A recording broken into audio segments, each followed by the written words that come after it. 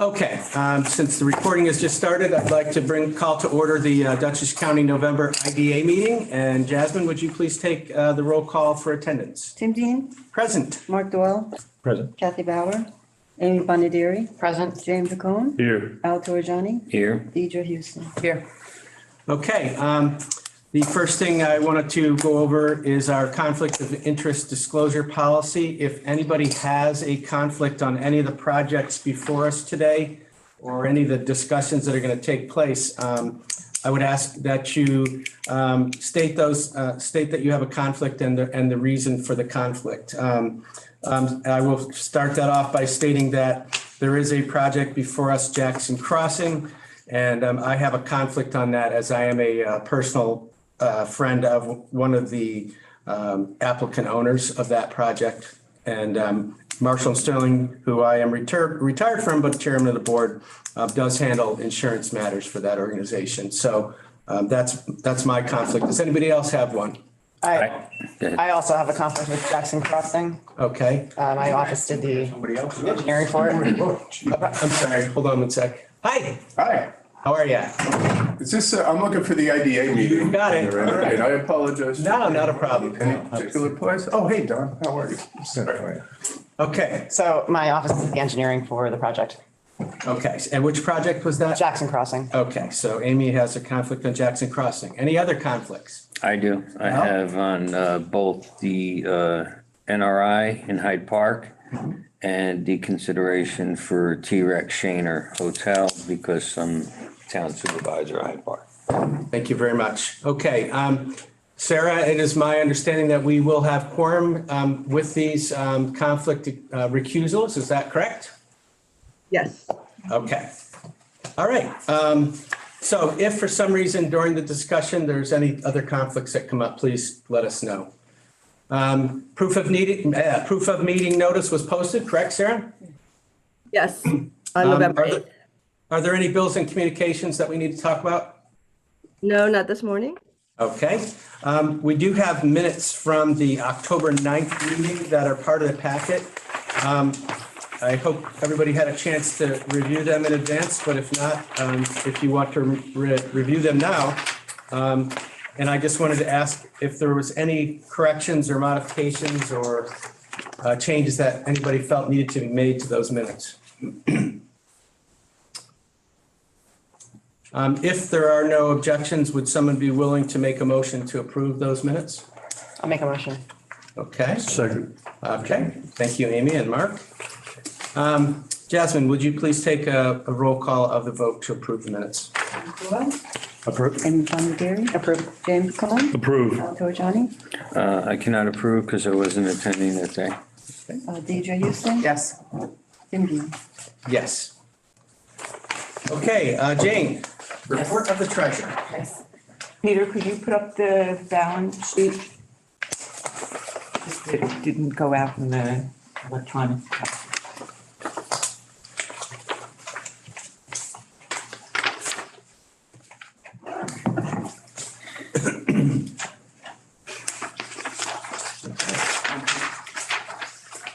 Looking at the balance sheet for October 31st, the cash is 2.5 million. The pretty much stayed the same, not many changes. The accounts payable is 27,000 pilot payments, and that was done early November. The checks are cut for the last of the pilot payments for the year. Looking at the, can you put the P&L up for me? Thanks. Looking at the P&L, the activity for October, we had the application fee for Jackson Crossing, and then interest was about 15,000. So we have total revenue of 564,000, a budget of 925,000. So far, we're unfavorable to budget by 361,000. The expenditures without the pilot is 478,000 to a budget of 749,000. So far, we're favorable by 270,000. We have net income of 86,000 to a budget of 176,000. So right now, we're unfavorable by 91,000. But looking at what we reviewed last month in regard to our estimated, we should meet budget. Any questions about the financial presentation? Very briefly, the 1,200, the receivables, 550,000. Which receipt, the 22,000?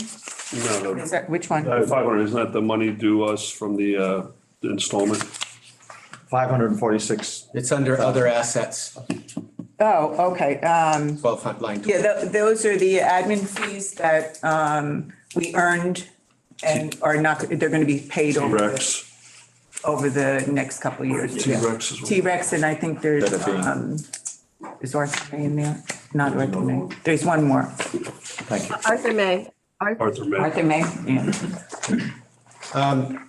Okay, one comment that I wanted to make is that we recently found or were informed that our budget in the new budget was reduced to by the Tim? county to.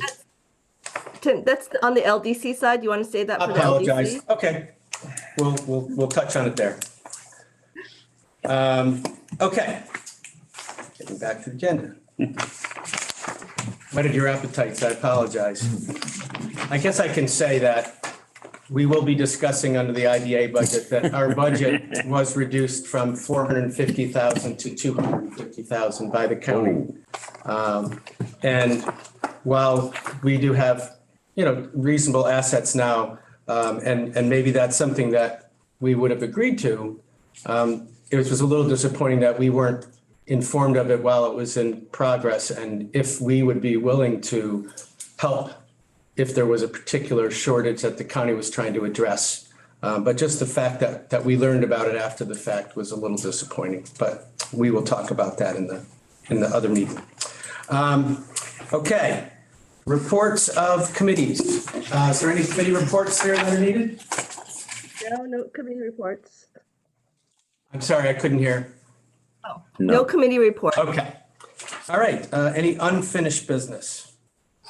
Okay, let's get right into the new business. So we have for consideration and approval of a final authorizing resolution for the Harlem Valley Homestead LLC and the other related parties with that. This was before us, obviously preliminarily before.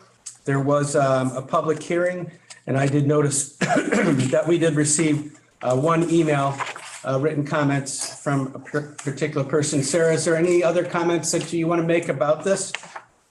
Nope. The public hearing was held yesterday. No members of the public attended. We did, as you mentioned, receive one written comment, which was forwarded to the board, as well as the full transcript was forwarded to the board yesterday.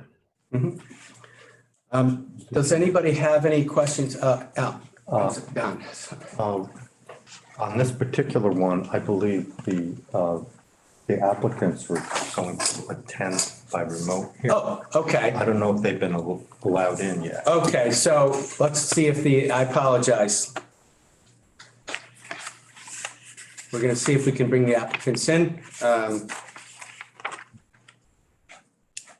It's Peter, it's Rich Sandor.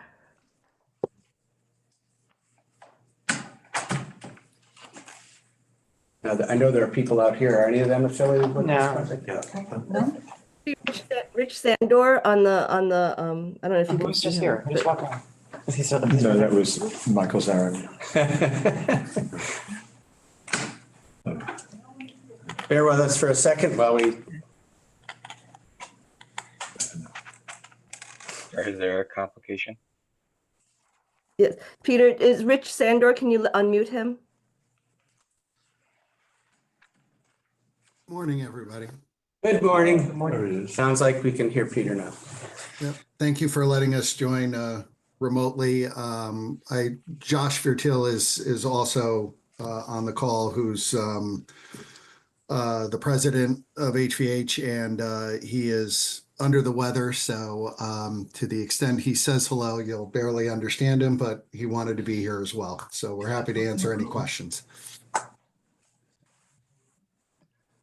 Okay, well, thank you for joining us. We're sorry about the health issues. It seems like there's a few things going around. I know I'm suffering a little bit from a cold, and Sarah is also suffering a bit, so.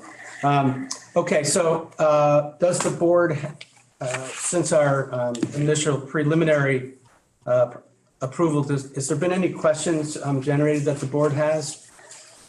Any concerns of any kind?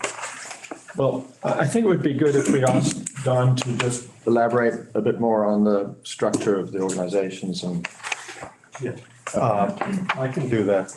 You're referring to the entities? Yeah, on the entities, yeah. Let's just work on some of the details. I did, I spoke with Mr. Sandor about questions specifically that Mark had raised and the various entities. There are three entities here. The landowners are Nono's Garden LLC and Anra's Nets LLC. They own the land, but the operating company is going to be Harlem Valley Homestead LLC. But Harlem Valley Homestead is made up of the same people who were, and Mr. Sander confirmed that yesterday at the public hearing. As Sarah said, no one else appeared at the public hearing. And we asked him specifically, were they all the same people? Did they all have the same proportionate ownership in each? And he said yes. So it's just the way this developed, that there were two separate pieces of real estate, actually groups of parcels owned by two separate entities, and they wanted to have a separate entity that is running the hospitality portion of this. And so that's how it's being operated. It would have been easier for us, but that's not, this is what they have and the way they're operating, and they've chose to do it for whatever their reasons are. But they're the same people. And so that's essentially. I think the biggest concern would be if there needed to be a recapture. Is there any way that any of these entities could be used to escape that type of a action? On the contrary. So the way that we drafted it is that the Harlem Valley Homestead is going to be responsible for the job numbers, recapture provisions in all of the documents. So because Nono's and Anra's are the two landowners, the pilot benefits will go to those entities. But if Harlem Valley fails to create the jobs, there would be a recapture from Harlem Valley for the sales and mortgage recording tax, and then from the other two entities for the pilot benefits. So they're all tied together as far as meeting their obligations and recapturing in the event that they don't meet those obligations. And that's part of their arrangement amongst themselves. Mm-hmm. And it's clear in the documentation that the liability is spread that way. Okay. Mark, was that sufficient for your questions? Any other questions? Okay, hearing no other questions, would someone be willing to make a motion to approve this final authorizing resolution? I'll make a motion. Thank you, Amy. Would somebody be willing to second? No, second. Thank you, Al. Okay, Jasmine, would you please take a vote for Mark this? Doyle, Approved. Amy Bonadiri, Approved. Colon, Approved. Al Torrigiani, Approved. Deidre Houston, Tim Dean. Approved. Okay, congratulations to the applicants, and we look forward to hearing about your progress. Thank you very much. Have a good day, everybody. Okay, yes, I'm sorry, we do have a recusal. For the record, Al Torrigiani is exiting the room. Okay, Sarah, who needs to be let in for this? So Michael Zarin is here, or should be there. Only because this area gets crowded.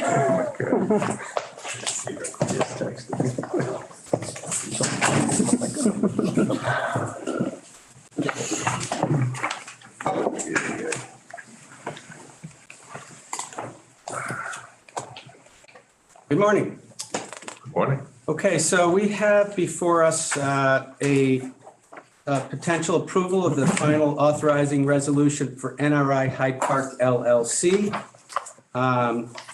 for mortgage sales tax exemption, and a pilot. And we did have a public hearing on this matter, and there were some comments. I don't believe anybody attended from the public in person. We had some written comments, and specifically in those comments, there was some mention of some prior discussion this board had about a concern, I think, amongst some of us, and I will most definitely put myself in that category, of it seems to me to be a misunderstanding by the taxing entities that their approval of a project is required in order for this board to move forward. And I believe that confusion has resulted in applicants feeling that in order to gain approval, there has to be, direct negotiations with taxing jurisdictions. And we have seen in several municipalities, including this one previously, where it's come about or it's been suggested that negotiations on other support through foundations, are required for that approval. And to me, that's a bit frustrating. First of all, I did make clear, and we made clear in a prior meeting, that we do not require the approval of the taxing jurisdictions before we move forward with our own approval. And what we have always said is we would like to know what their feelings are. And obviously, if they have no disagreements, that's helpful to know. But we don't want any applicant to feel that without that consent, that a project will not move forward. And so the other thing is that the whole IDA design, it was set up by the state and with, negotiations with elected officials as to be the method for which there are, discussions about economic impediments to projects, and that pilots and sales tax exemptions and mortgage tax exemptions are the way in which a balance can be achieved between taxing jurisdictions and economic developers to make things work and to transition taxing revenue in over time. And so to me, if an alternative is considered to be support of foundations which are outside of the taxing of the elected board, and whose revenues do not go through the normal municipal budgetary processes, and quite frankly can be spent on anything this foundation feels is appropriate. To me, I just feel like that's a deviation from the process the way it was intended to be. So that's a general statement. My statement, or my question specifically in this case, is to Mr. Farren, is at any time was it suggested to you that approval was dependent on a willingness of your organization to contribute to a foundation or other entity outside of this process? Putting me on the spot here. I am. It was suggested that we needed to, I'm going to try to be careful in what I say. It was suggested that we collaborate and be a good neighbor and try to work with the school district in coming up with a partnership that would justify their support. How's that? Okay, and I guess one of the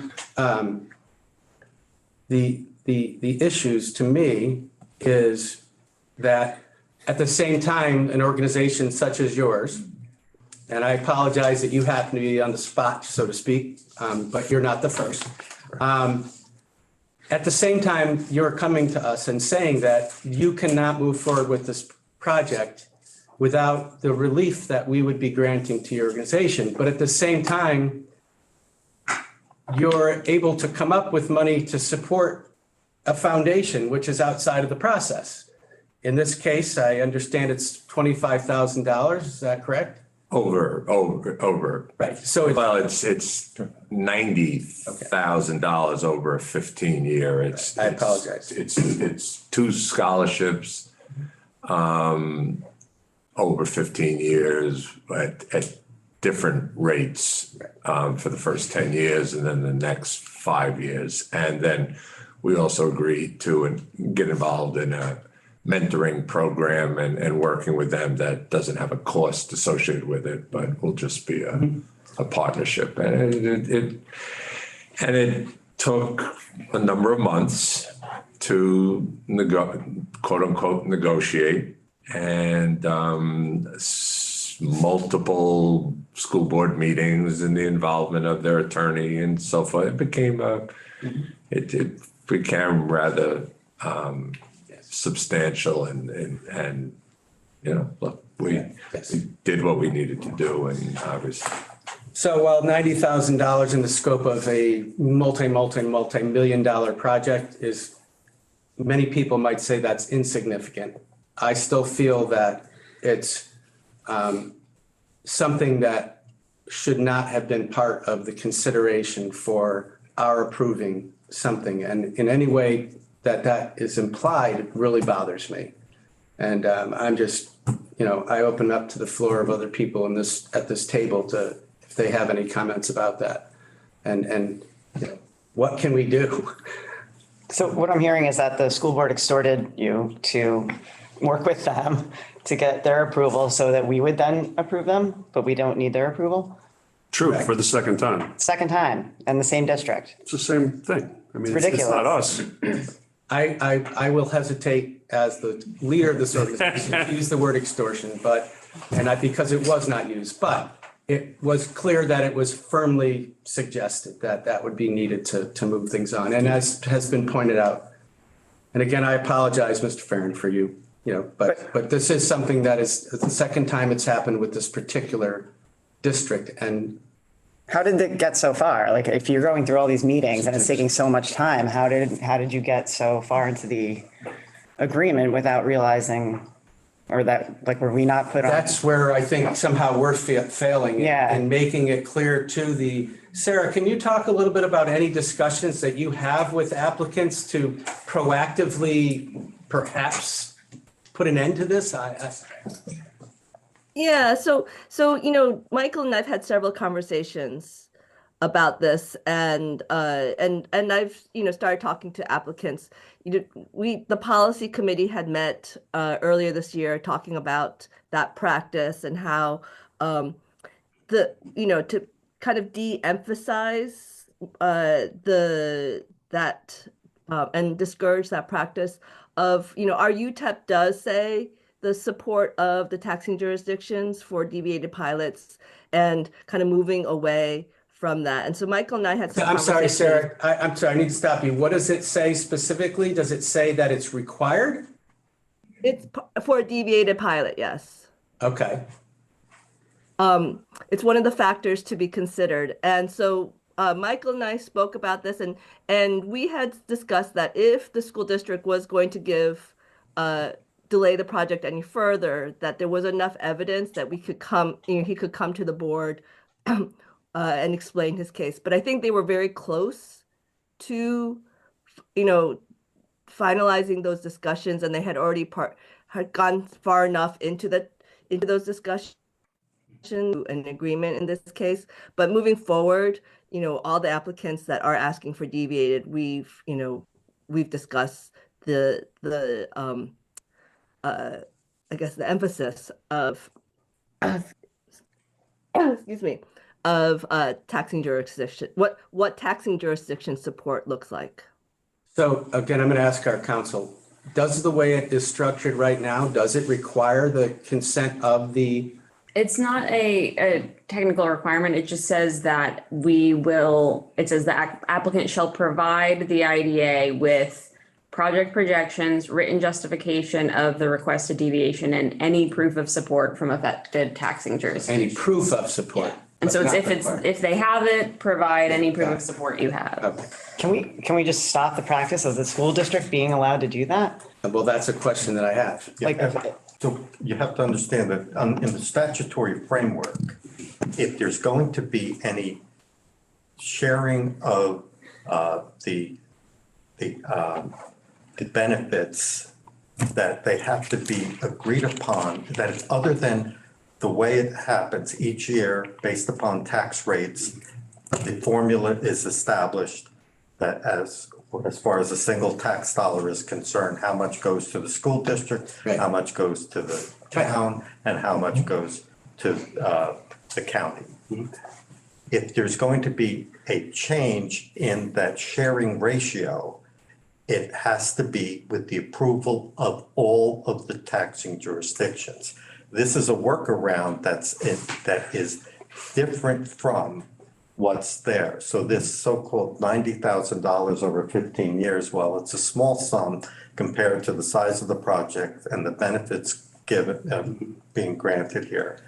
For that, if that's really coming from this, made a part of their approval of this, and the applicant feels that approval is necessary to get the board's approval, they're actually working a way around Yes. the statutory framework to get more money to the school district Disproportionately.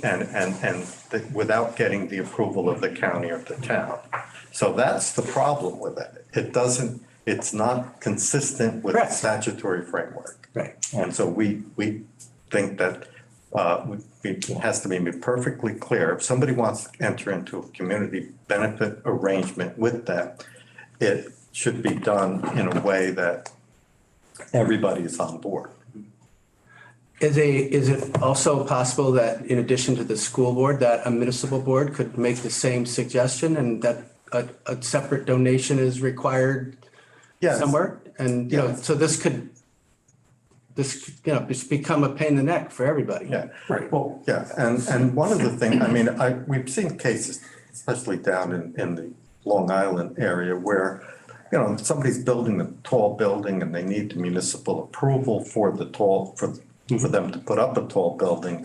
And they say, well, we want you to donate a fire truck that can handle that. Yes. And that's okay, because that's a question not of getting the approval from the IDA, that's to get the actual municipal approval to build the tall building.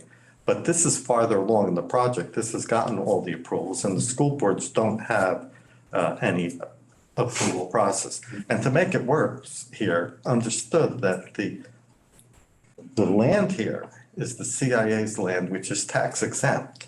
So by doing this project and getting the approval, first thing that happens is the land portion of this, Correct. which was never having to pay taxes, will now pay full tax on the basis of the fair market value of that section of the property.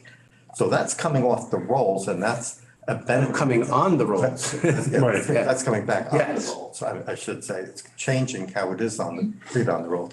And that's to the benefit of all the taxing Correct. jurisdictions. And we also need to point out that this development, it is virtually impossible for it to involve school children because the residents cannot use their residence for more than 90 days. Exactly. So there is no impact in that regard on the school district. Exactly. So it's going to increase their funds. Significantly. So, yes, okay. What recourse do we have to make this clear to prevent developers from feeling an obligation outside of, community involvement, which we totally respect? But again, the frustration for me is when an entity comes before us and says, and we ask that but-for question, and they say, but for this relief, we cannot go forward. But at the same time, the message they're hearing is you need to make a significant other contribution. It doesn't, it's, you know what I'm saying? Yeah, but if it's in the context of the kind of case where they need the approval of the municipality Correct. to build the building, then they could say, well, that was figured into our project here. The difference here is that the school district has no approval in process Well, in that. I'm not sure that they In this particular case, the impact on the school district doesn't even exist. Right. So it just makes it worse. Right. Can we make them ineligible for IDA relief if they make a side deal with any entities? Well, again, if it's the town and the town needs it in order to get the approval, that's will have been done beforehand. You can do that, but at the very least, you do want to hear what they have to say. We don't want to close off input. And I think that's how this happened. We were asking for the input. If you recall, the basis for this provision in the policy came when Charlie Daniels was the chair. And Charlie Daniels was concerned that if somebody was doing a commercial project where they're putting, somebody was proposing to put apartments in the village of Pauling, he said, I would want to make sure that we talked to the village of Pauling and we were clear that the village wanted that. School districts were never part of the discussion, but it could have an impact on the school district. So the school district, we would want to hear whether they're saying, well, we can't handle it. We're concerned about this. And so that could be done. And if necessary, if all parties thought it was appropriate, that there could be some negotiation with the county, the town, and the school district to change the proportion in those circumstances or to allow a community benefit agreement. That might be appropriate, but it's sort of, it's turned on its head here. That's what's happened. So you can take care of it by beefing up the policy, giving notices to all the taxing jurisdictions and giving notice to the applicants beforehand so that Mr. Zarin is not put in this position after the fact saying, how did I get here? Right. Thank you. And yes, and to be clear, we don't want to be quibbling over these things when the actual project has great merit. Right. Right? I mean, that's the frustrating thing. I think you put it best is that we want the benefits to be proportionally distributed to all parties. And we don't want one of the grantees of benefits to then get a separate, add-on for them only. Mark, you had a. Well, so the looking forward component is what we've just been discussing. Right. Yes. But as pertains to this, is there not a way to, adjust the mathematics so that we can restore the proportionality of these payments? Well, when you consider the overall issues here and the complexity of this particular project, school-aged children, they have no impact, they're getting more, but then the hotel tax is being the benefit of the county. And so there are so many different, the way that the benefits are then shared, are given to the various entities, the school district, and the town and the county, and the way they will be distributing it. And there's such a small amount, I don't know that it's worthwhile to spend all of that effort trying to redo the documents, creating more costs to the applicant over a small amount of money over a long period of time. Well, the other frustration about this is it's not going to the same entity, all right? Right. The money that we are approving has budgetary impact. Right. The voters vote on the budget for their district, right? And so this money is being shifted from that source and controls and audits and requirements to a foundation, which is a not-for-profit, but has its own mission, which could be totally independent of what the voters of the district want. Right. And so I think, that it's, if the only thing we did was say, okay, we're going to take the money that was given to the foundation and subtract it from this other pot, that's still not, and they would probably be okay with that. because it's shifting it from one bucket of money, which is much more easily spent any way they want, from the one where it's under the taxpayer's oversight. Right? Yeah. Right. So your suggestion is to rather, can you clarify what your suggestion is? well, I think my frustration is that because it's what's being done is not legal. It's a workaround, and that's what we're dealing with here. And so I'm not sure, as Don said, our job is to look at the economic, opportunity of this project. And I don't know to punish the applicant because of what they were told was sort of necessary is, and I don't know, if we could easily say, we're going to approve this and we're going to subtract $90,000. From the school portion, then you're going to have to get the county and the town to agree to that. Right. Yeah, so I think your point in following up on what I'd said was that the cost in terms of, let's leave the applicant out of it because we're not so concerned about the applicant's costs as we are about the county and the taxpayers. That the cost of making all those adjustments for $90,000 And the delay. exceeds the benefit. 15 years, yeah. Yes. Yeah. And the delay. But, Yeah. so I think we need to focus on the future. Right. My request is going to be, since we have a specific situation with a specific taxing jurisdiction, that we have close communication with their attorney and perhaps maybe their board of directors to address that specific situation, because there will be other projects. And we want it to be clear that any suggestion that's what we've heard needs to stop. And then the only other thing that I think we can do, because it is a legal workaround, is to really inform the applicant that under no circumstances should they feel any obligation, and that if the approval of any taxing jurisdiction is not granted because of their unwillingness to donate to something else, we would not take that as part of our consideration. Yeah, you want to be open to whatever comments they have about the project and how it affects them. But that's it. You make the final decision. I know in another project, I was told in the same jurisdiction that the initial ask was $400,000 for a school bus, an electric school bus. Can I just add that, I understand it's a single jurisdiction today, Yes, but let's not forget the foundations talk, right? absolutely. So, That's what happened here. right, so I think that it just needs to be part of there needs to be a disclosure on the application process, and they have to sign it, that they realize it, and it has to become with the Actually, application. that's. It's just that's not that a simple. bad idea.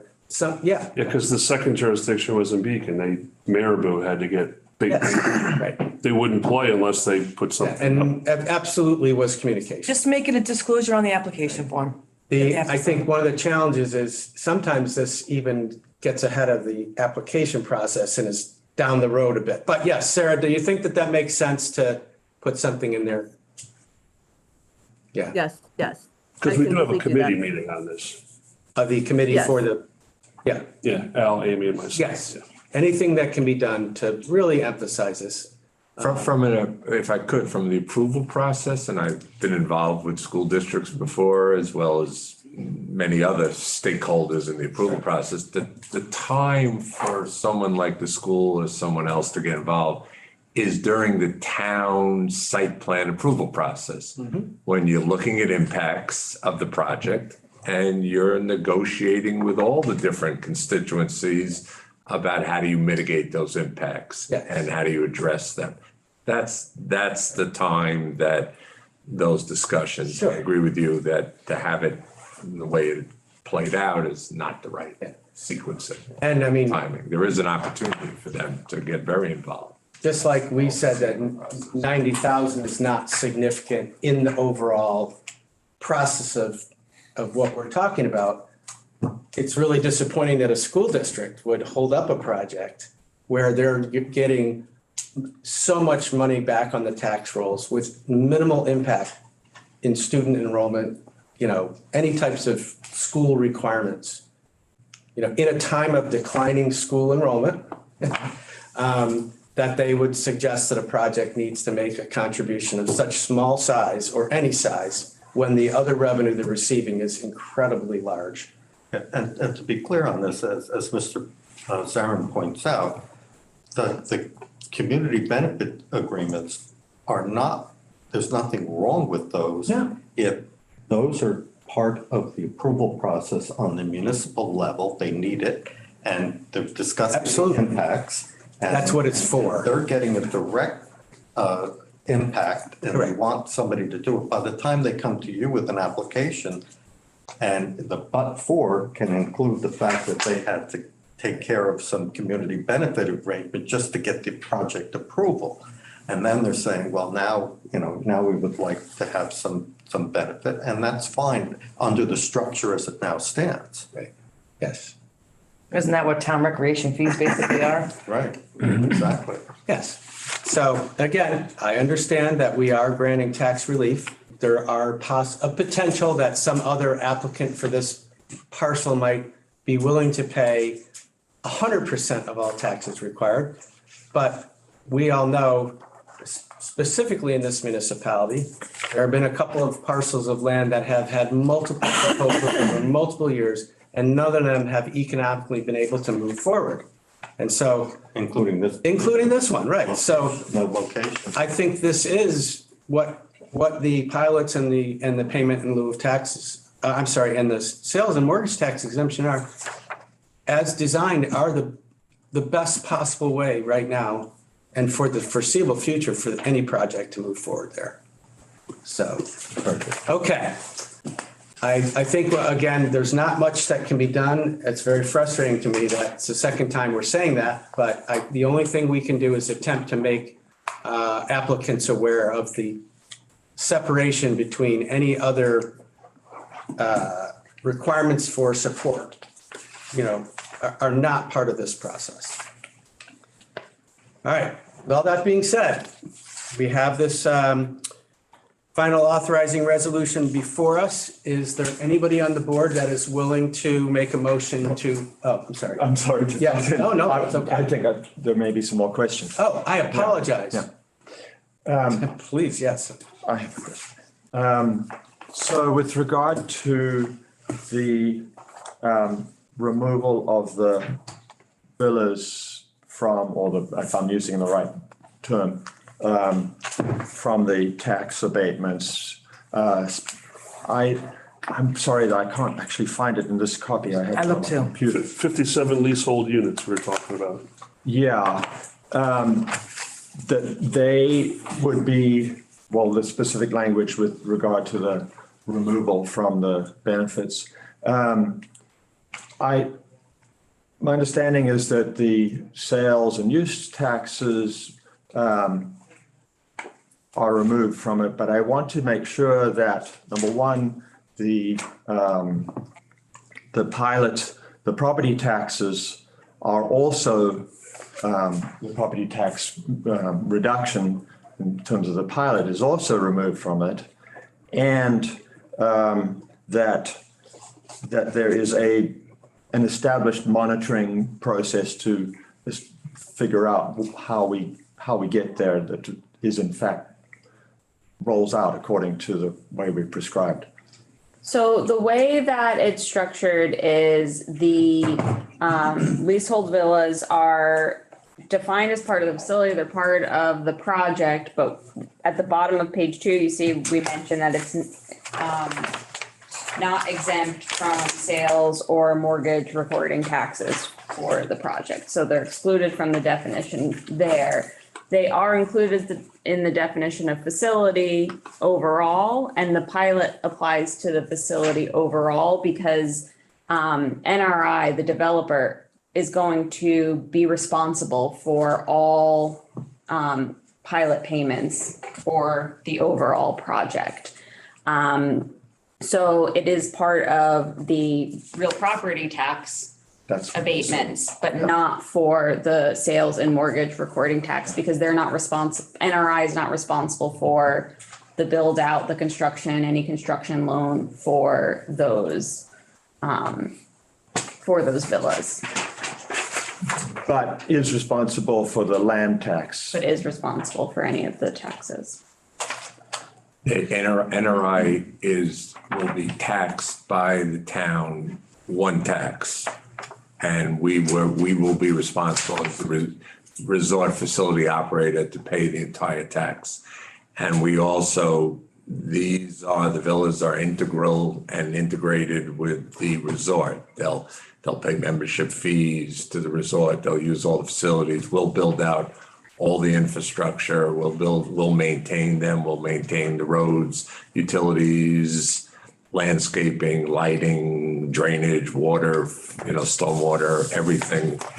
So they are part of, and they will be, from a commercial point of view, they'll be used by rented out to transient guests on a pretty extensive basis. Yeah, the focus is to take advantage of the tourism that is generated generally in the Hyde Park area, and that the town's zoning encourages that. And that's what this is based on. Well, so first of all, to get us into this exemption from where a retail operation is not eligible for our type of benefits, we've made the declaration that it is a destination, a tourism destination. So that part understood, but it's already, sort of a give on the benefits.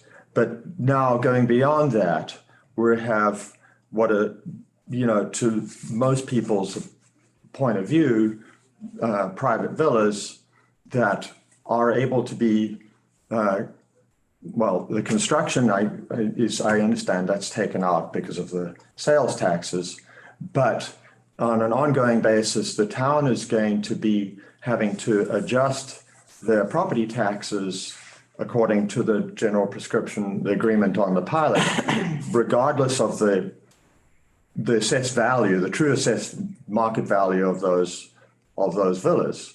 And so there is a significant reduction of taxes that applies to those villas, and I just find that difficult to stomach. The methodology that we worked out with the town on the taxes for the overall resort is going to be construction cost plus land.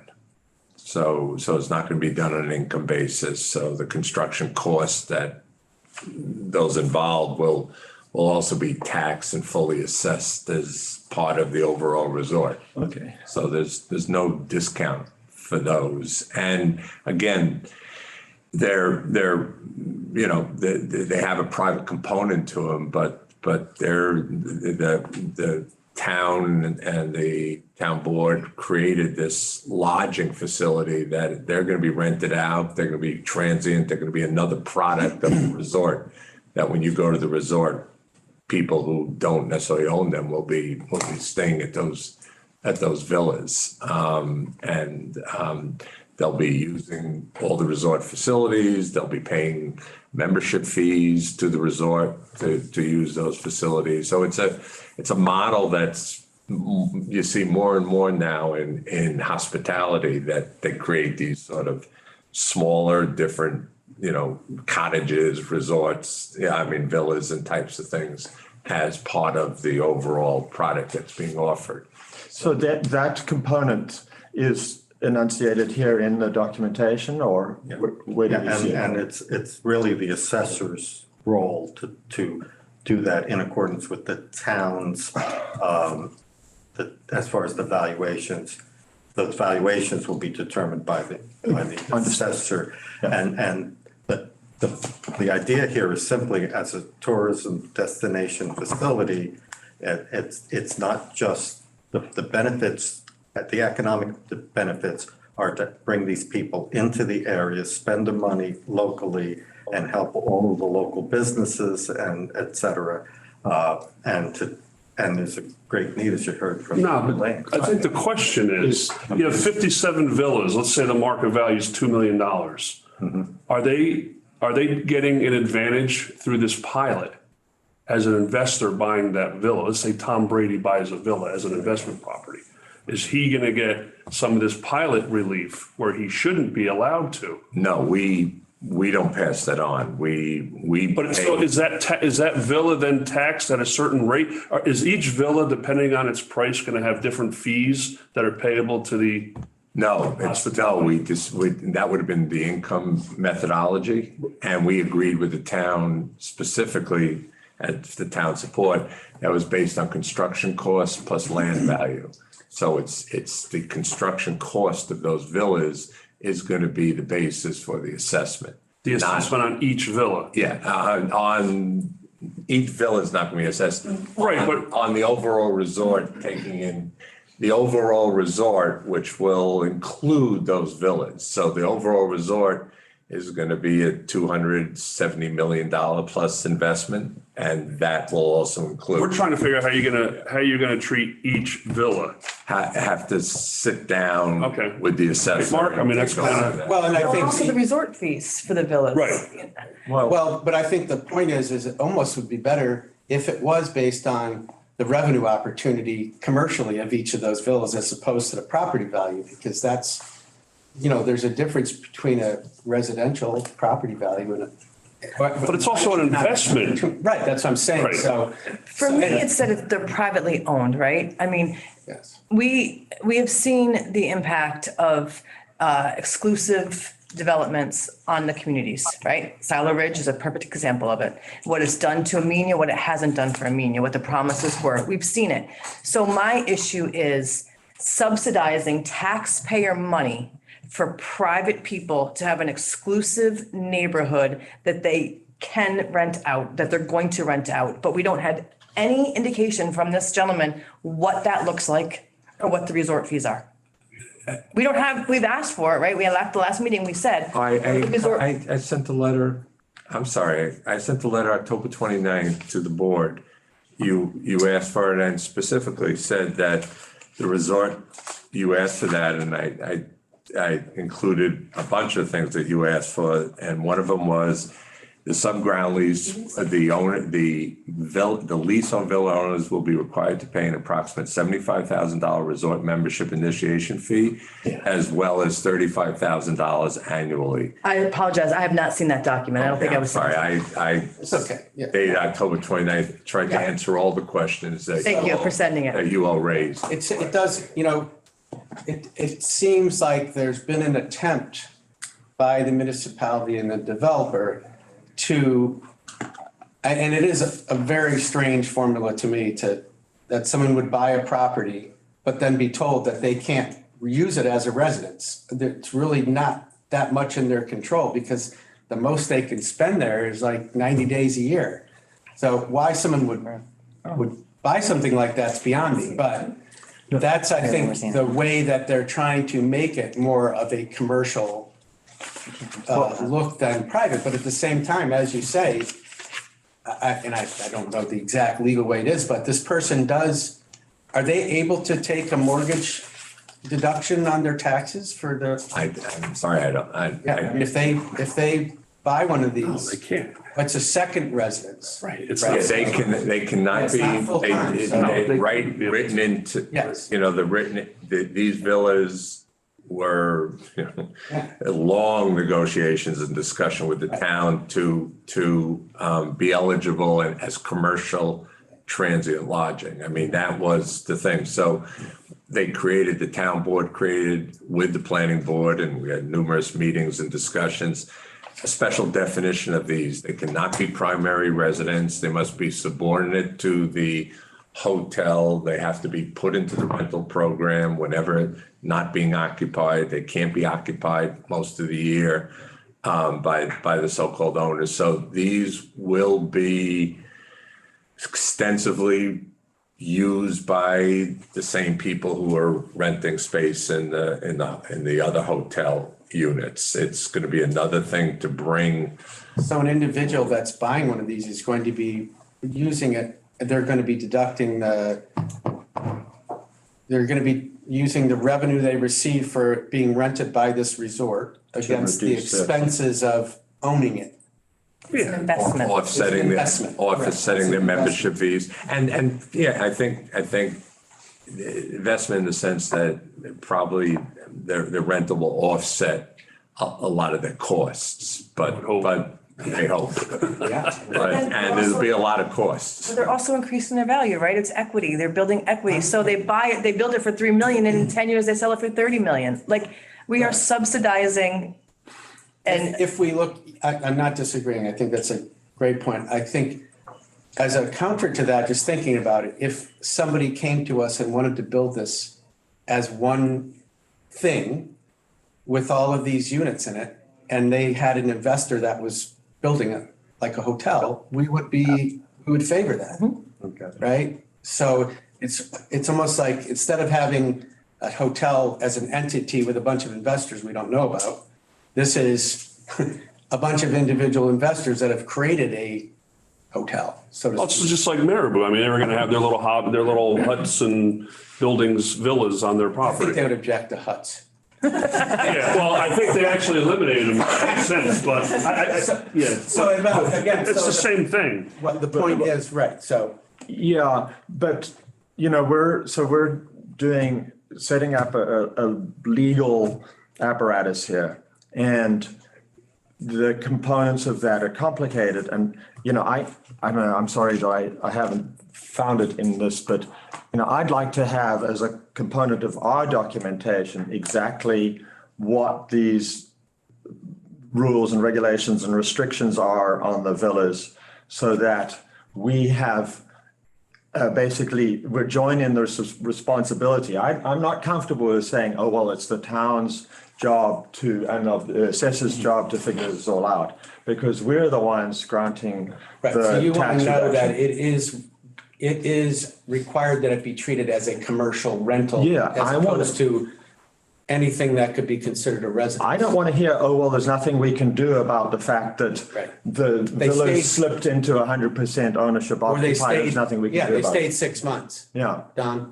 Yeah, no, I think that you have the right concept here, that if we're providing a benefit to an apartment house project, and it was one developer doing it, and the basis for doing it is under the town rules as to how they're doing it, you would have no problem with it. Here, what the difference is that the financing plan here really calls for it being spread among all of the individual 57 units, and they're all doing it, and they're taking the risk.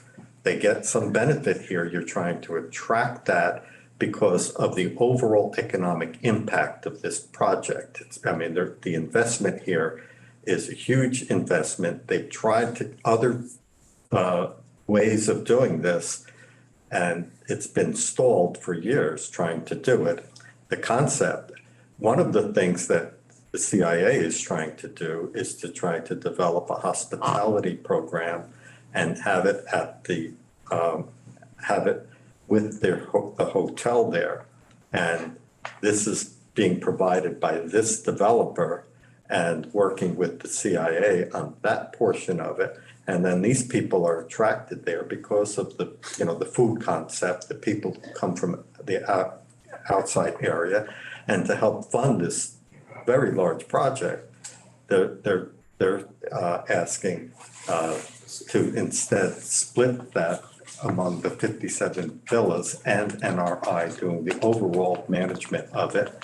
And that's the proposal for it. That hasn't changed from the beginning. So I think the question really that, if I could try and, is what is the enforceability of this requirement that they not be treated as residences? Where does that fall? It's right in the zoning. It's in the town. I understand it's in the zoning, but who is responsible if for some reason half the owners just say, there's nothing, you can't kick us out of our unit for doing this, so we're just gonna stay 6 months. what's our recourse? Yeah, what would be the recourse? The recourse will be, all these responsibilities are built into their lessees, they're sub-ground lessees. Right. So they're all built into their leases.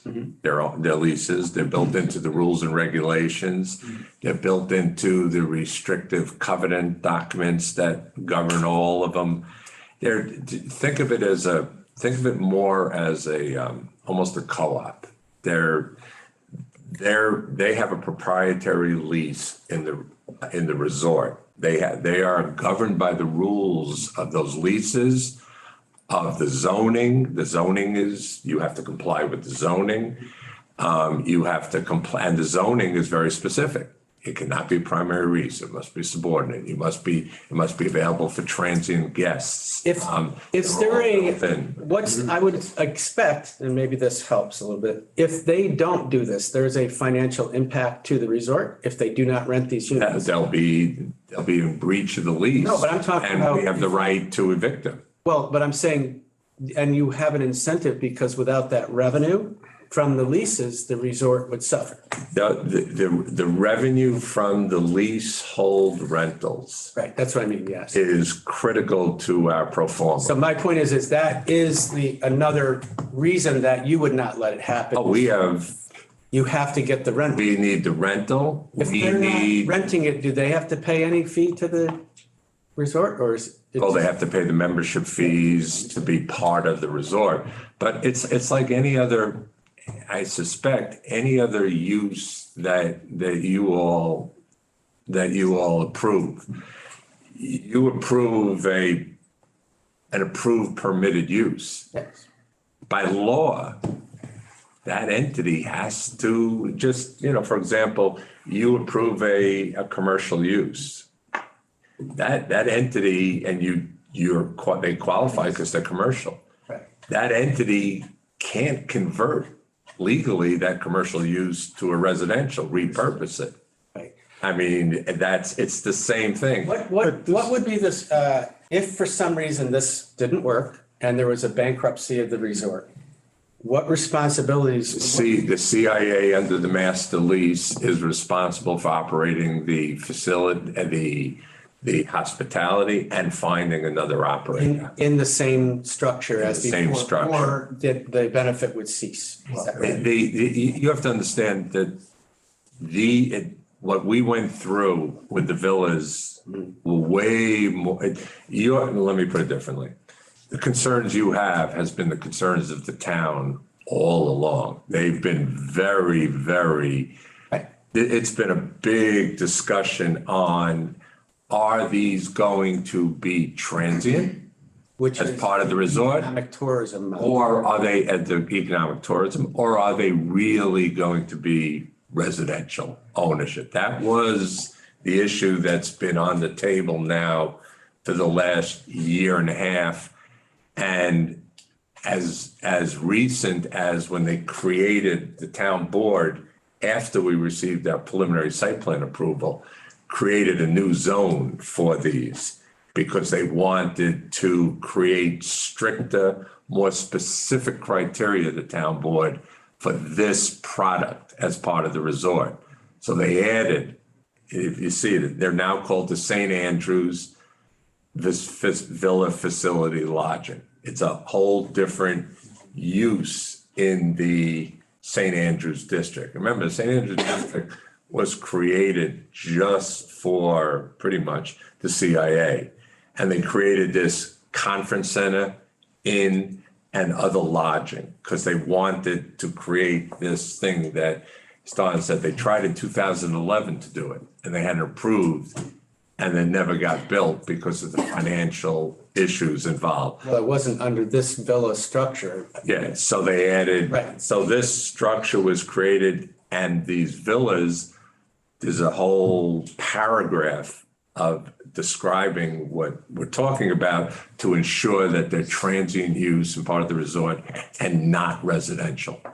Because that was the issue before them. Your concerns have been before them. Okay, so let's say we agree with all of that. I still say that we need to be able to hold somebody responsible. And so you're saying it is NRI that is responsible, but what is, are those terms exactly spelled out in our agreement, not the agreement with the town? I think that's the question with the in our council. agreement. Do we have recourse? So we have language within our lease agreement for every lease agreement we do that they have to comply with local zoning laws. So if the zoning laws stay as they are and they're not in compliance, they're not complying with our lease agreement either.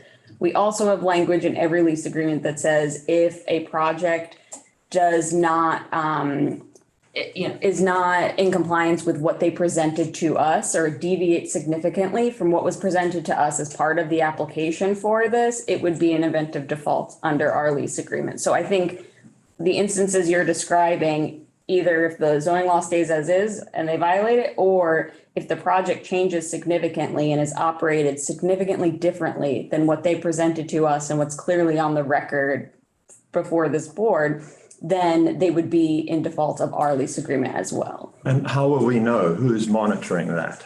Well, for zoning purposes, it would be the town and their zoning enforcement officers. But also just generally speaking, if we find out that the actual use of the project is, people are living there residentially, I think that would be a reason to bring them back in. Same thing you have with every project. Understood. This is Bellafield. this is unique. So Bellafield converts their hotel to a residential condominium because they repurpose It it. is a very unique model, no question. No question. I guess we're here because other models haven't worked to date. To do a traditional hotel, there has been. The co-op is a good analogy on the financing end. It's if you look at a lot of the newer hospitalities, the Starwoods, the stuff, they're all getting into, these new clamping and these new villas. It's the traditional big bulk square hotel, in these resorts is totally changing to these models. And they're successful and they can bring a lot of people to this area and I'm not talking about just the owners of the villas. The villas are going to be rented most of the time by guests. Yeah, and when they're in breach, when they're in default, it stops being a project. They lose any continued benefits, and there's a chance that there's recapture of benefits that have been given based upon whatever the default is. And I think the other thing that was mentioned early on is that the land taxes, start. They've been off the rolls, so that's a positive as well. Is there any discussion about, just because it is a unique situation with the privately owned villas, I guess that's my only hang up on this is that there's this private 57 unit that we are going to be basically subsidizing, right, with other taxpayer dollars. And it's clearly for people who have means, right? Because they're not going to be $100,000 homes. So that is my only hang up. Is there any discussion of getting a perceived value of those villas and reducing that amount from the pilot? I don't know the answer to that. But again, the villas are part of the resort. I mean, I understand what you're saying, but most of the time, those villas are going to be used by transient paying guests as part of the resort, and they're going to be coming because of the resort and using all the resort. No, I understand. I'm just also thinking that they're privately owned and we're subsidizing some people who do not necessarily need a subsidy. So that's where I'm coming from. Not that they're not going to be used, but there must be some reason that someone would be willing to put their personal money into this. Right. Right, but the subsidy you have to look at this point is the entire $450 million project, right? Right. What are we talking? I mean, they don't come unless we built all the other stuff, the hotel and the roads and the utilities. It's either, and the I think, stormwater and the I think what if we are going to approve that, we really have to say it's not an investor buying a property for themselves as a private residence. Right, and that bought. we're reducing their risk, investment risk, et cetera, et cetera. But we're doing it as they're investing in really a commercial. Yeah, they're partners in this. Yeah. To a degree. Why somebody would do that, I'm not personally sure, but if we do feel they're private residences, then we would not be in favor of this. If we do feel that based on the If anyone felt structure. they were private residences, they would not have been allowed, because that's what I'm trying to say. Understood. We have spent a year and a half in structuring this so that they weren't private residences. That has been the fundamental, essential. And we had the other issue that we were trying to work with was the CIA's only willing to ground lease it. Right. So when you look at long-term viability, we're working with, we're all with you for 15 years. We have a 99-year ground lease with them, plus 25-year renewals. So we're in for, this is NRI, the resort, the developer, we're in for when we're all not here, any longer. And one thing I just want to address with respect to the pilot is the base assessed value for the pilot is based on the current valuation that we have, which is a 2 million valuation for the land, adjusted for their 21 acres that they'll be occupying with this ground lease. So it's a $409,000 base assessed value that they have to pay 100% of the taxes on. And then anything above that amount is what the pilot schedule applies to. So it's that 15-year where the first few years it's 50% exemption. And Mr. Zarin is saying that the assessor has said that they're going to be basing it on the $250 million construction cost. So, depending on what villas get built and things like that, I don't know how that will be adjusted over time, but it'll be based on the construction that's there, the construction cost that's there.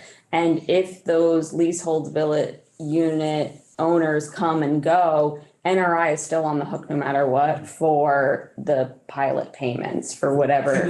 Can a person buy more than one? If they wanted to, would you sell them more than one?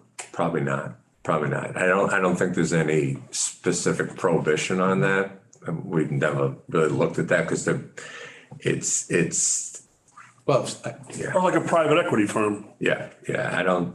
I suppose a firm could buy it and have it as. I'm meaning all of them for their asset. Yeah. Well, if that was the case, they would have done it a long time. Oh no, it'd almost be a partner. Yeah. But other questions, concerns? Which is being built first?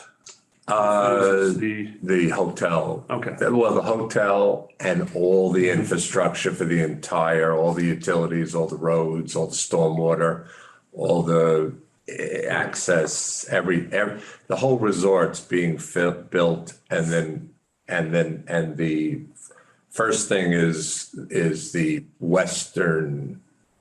The restaurant, the hearth, the traditional. So that comes on the tax rolls first. So the whole thing's going to come. Well, I mean, as the build out.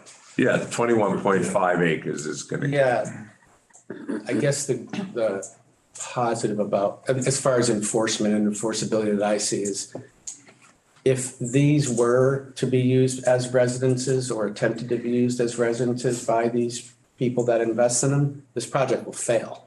Well, to your point, we put the whole resort at risk. They need the rental. Yeah, absolutely. And we put the whole resort at risk. That's what I'm saying. The whole resort is at risk. Our lender, if the town calls the default notice goes to us and it goes to our lenders. Right. So the advantage. And the lenders will step in. Right. And enforce it to protect their. I think that points towards the fact that this project is focused on tourism and the related dollars to that. Because if it's just somebody's residence, the project financially will fail and we will lose that. But the way it's being structured is it clearly, to me, the intent is these units have to be rented except for a maximum of 90 days because they have to be rented per our very strict zoning and what gets us the tourism dollars and the sales dollars and all that stuff. Any other questions or concerns? No. Jamie, you're happy that this is a commercial venture for this reflects those. Are you saying 57? Yeah, I mean, you're satisfied. Yeah, no, I'm completely satisfied at this point because it is part of the revenue pool. And if you look at all the resorts, I mean, I have 5 children, right? So I would not, if I'm coming up here for a week, I can't stay in a hotel room. with five, well, not they're older, but I look at the villa aspect and I'm seeing more and more villas at resorts to rent.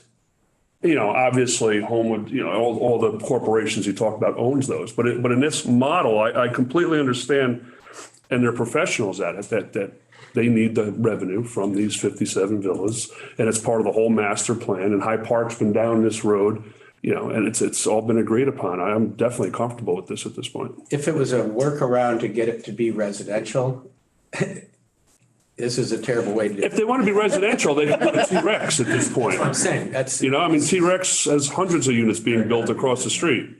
Yeah. We don't allow people, if you look at our rules and regulations you were asking and our restrictive covenants, people can't even put fire pits outside the leasehold villas. That's how much the resort regulates it. I mean, it's very resort oriented. I'll And the numbers that we got from the letter, you know, that we didn't see explained a little bit more. Right, So, it definitely did. Yeah, no, so I mean, I'm willing to make a motion. I'm comfortable at this point. Okay. I'm comfortable. Is there anybody willing to make a second? I'll second. Me? Okay, Jasmine, will you please take a roll call vote? Mark Doyle, Approved. Amy Bondieri, Approve. Jim McComb, Approved. Deidre Houston. Approve. Tim Dean. Approve. Thank you very much. Thank you for your Appreciate it. patience Thank with you. our questions, but you know, You do- sorry, we have roles to play. Good job. Yes. Thank you very much. We really appreciate it. And as for Hyde Park. I'm sorry, Jane? That's for Hyde Park School District. Yes. All right, let's see, what do we got next? Sorry to hold you up. Jackson. No, there's no questions. Jackson Crossing is Is next. So I need to step out for that, and I will have Al come in. Maybe you're stepping out as well. I am. Okay.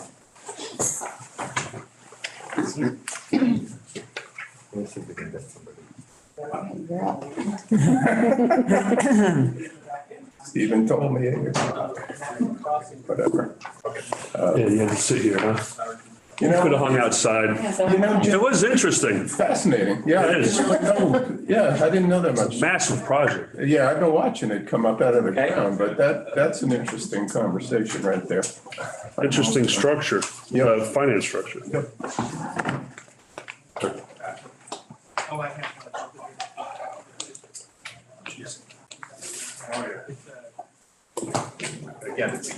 Anybody else need water?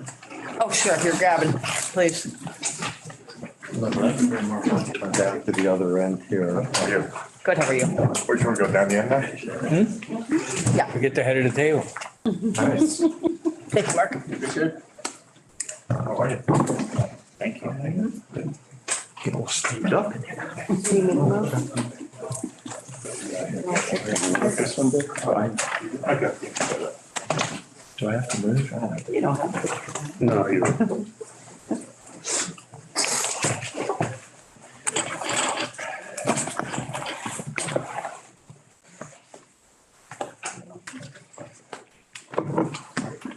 All right, just one second here to get myself organized.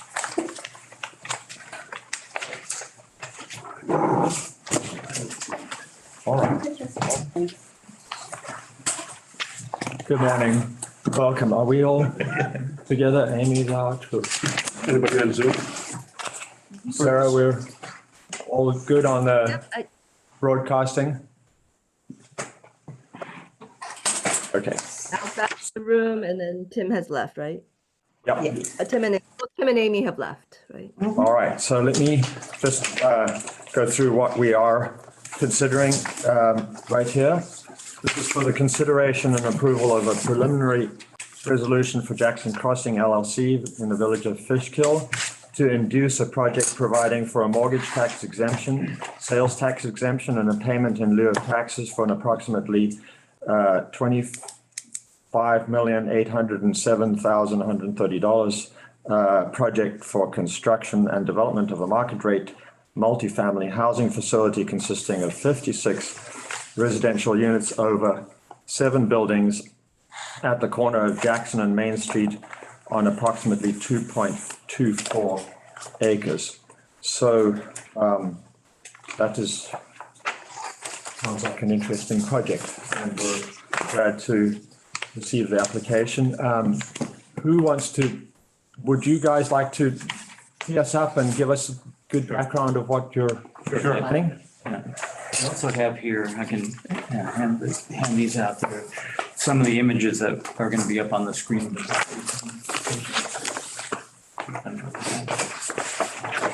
So the project that, that we're proposing is 56 units, and it's on the corner of Jackson and Main in the village of Fishville. There's an empty block. On the one corner, there is one single-family house that we don't own, but the property has been owned by our group for about 15 years. We got an approval for a project about, I don't remember the timeframe, but 10 or 12 years ago. Right. And at that point in time, it was a mixed use effort. And in some lucky world, we decided not to build the project. And I think, given the way the world has changed, it would really have been a complicated project to operate today. It doesn't have on-street parking. So having retail on the first floor without having direct parking and such is complicated. But in any case, we had housing above that, and it was mixed use. The zoning got changed in the period of time we were down and not working on the project. And about 3 years ago, the mayor led a group to change the zoning to the site, which was just then housing, essentially. And so we reconvened our partnership and then decided, there's an opportunity here to do something pretty wonderful for the village. And the site, it's a flat site, it has great frontage, it has great walkability. The village of Fishkill has, it's just a real safe community for a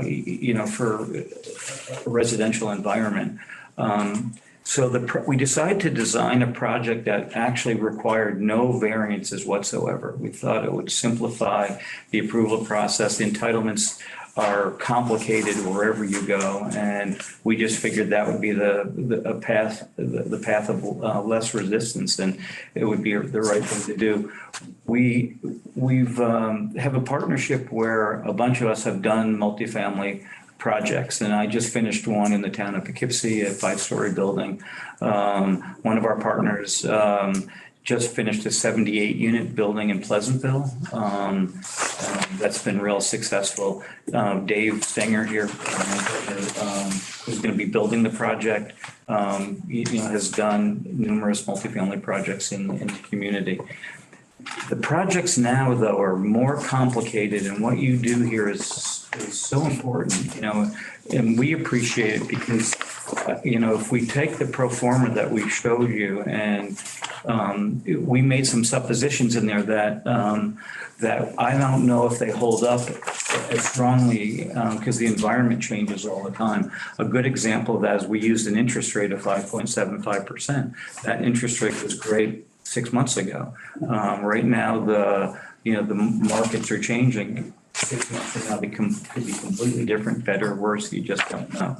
So you have to be confident in the project, and I think the basic fundamentals, in this particular area, allow us to have that confidence. The other point here is that you can see in the pro forma, if my memory's still good, is that we're showing in the first year, if we hit our metrics, that our rate of return is 4.8% on a $6.5 million investment of cash into the project. And that's a pretty low investment. You could put that into a money market fund at no risk and do better than that. But that's not why you do real estate. Partly they're long-term investments, they're long-term propositions. They have a lot of upside if you work hard and you do the right thing and you build something that's going to work for the community. The other part of it is without the pilot, in the first year our return would be about 2%. And then in the fourth year, because then the way these deals are potentially structured is that we're in an interest-only environment for the first couple of years. In the fourth year, you start paying down your amortization, so your monthly bank costs go up. So in our fourth year, you can see that we're actually in a negative cash flow. Is there a pro forma? It should be part of the package. The one you just handed out? Even with the application, when the application was Okay. submitted, I don't know if the full application is or gets. Okay, that's fine. I just didn't know if it was something that was just given to us. Yeah, sorry about that. No, that's fine. And so anyway, not to, to go on, but the project, we believe that the project can be very successful. Part of it is to, we put conservative numbers in there for the cost of construction. You have to be careful today, the construction environment now is extremely volatile. So you want to make sure that you've got enough coverage in the numbers, which we think we do. The project also deals with sustainability in terms of the quality of the HVAC systems. We'll be going after a clean energy grant, through Central Hudson. They have programs there. The normative stuff now is our design is already at 15% in excess of the energy code, and we'll take it up to another 15% if we can do that. So there's good quality windows, there's good quality insulation. The HVAC systems have a lot of fresh air. They're efficient to run. So there's a lot of things in terms of choice of materials that also are positive and make a difference. Other pieces besides being able to integrate with the community is we have features in the building, outdoor spaces, a community room that has a healthy gym. There's spaces for programming, for exercise, for meals, but you're trying to build community. That's how our experience tells us these communities work, is that people stay, and partly is they build relationships and build bonds. So, we're trying to do that both with interior spaces and exterior spaces. The buildings are approved by SHPO because we're in a historic district. And so we worked with them. They're 3-story, they're low slung, so they fit into the scale of the village. There's adequate parking that we're providing, for housing on site, so we can be completely self-sufficient. We're doing some improvements for the community, include the main intersection. We've been working with the DOT to make the pedestrian movement safer. So there's new camera systems and all that for crossing, Jackson, Maine, as part of what we're doing.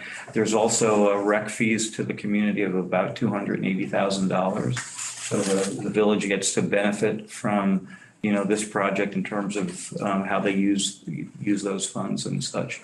So maybe the last thing is of the 56 units, there's a real generous mix of different types, from studios up to 2 bedrooms within. So you're going to be able to attract a real nice diverse mix of people in the project. And we're finding that these diverse environments are just really healthy. It's amazing to see. I just was up in this new building that we just finished up in the community room the other day, and you had people that you wouldn't think be interacting, sitting together and and becoming friends, and it was really wonderful. That's a helpful introduction, not too long. Thank you.